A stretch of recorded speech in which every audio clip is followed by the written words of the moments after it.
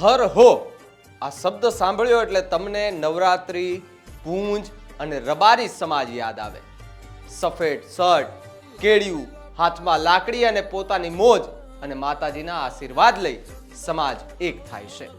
નવરાત્રીના અંતે તમે જુઓ તો એ સફેદ કપડાં એ આખાય ગુલાલથી એ રંગાયેલા હોય છે અને હર હોના નાદ એ સંભળાતા હોય છે.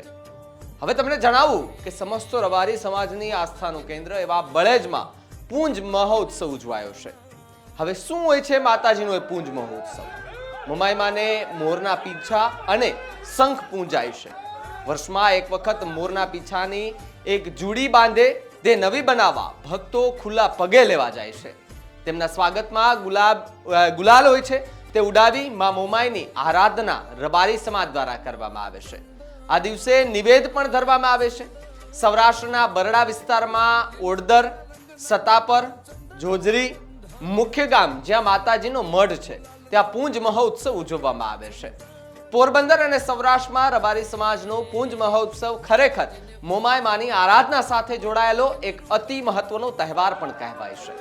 મોમાઈ માતાજીનો પૂંજ મહોત્સવ આસ્થાનું કેન્દ્રની જો વાત કરીએ તો પોરબંદર જિલ્લાના બળેજ ગામ તથા સૌરાષ્ટ્રના બરડા વિસ્તારમાં ખાસ કરીને ઓડદર, સતાપર, જોજરી ગામોના મઢમાં આ મહોત્સવ ઉજવાય છે. મોમાઈમાની પૂજાની વાત કરીએ તો આ દિવસે માતાજીને મોરના પીછા અને સાથે જ શંખ જે છે તે અર્પણ કરવામાં આવે છે. વિધિ કેવી રીતે કરાય તો એમાં નવા પીછાઈને ખોળે લઈને ભક્તો ખુલ્લા પગે યાત્રા કરી મઢ સુધી પહોંચે છે. ગામ લોકો તેમનું સ્વાગત એક ગુલાલ ઉડાડીને કરે છે. મોમાઈમાની આરાધના, આરતી અને ભક્તિપૂર્વક એ પૂજા પણ કરવામાં આવે છે. નિવેદની જો વાત કરીએ તો આ દિવસે વિશેષ પ્રસાદ નિવેદ ધરવામાં આવે છે જેમાં આખા સમાજની ભાગીદારી રહે છે. સામાજિક એકતાની જો વાત કરીએ તો આ તહેવાર માત્ર ધાર્મિક વિધિ નહીં પરંતુ રબારી સમાજ માટે એકતા, પરંપરા અને ઓળખનો પ્રતીક પણ માનવામાં આવે છે.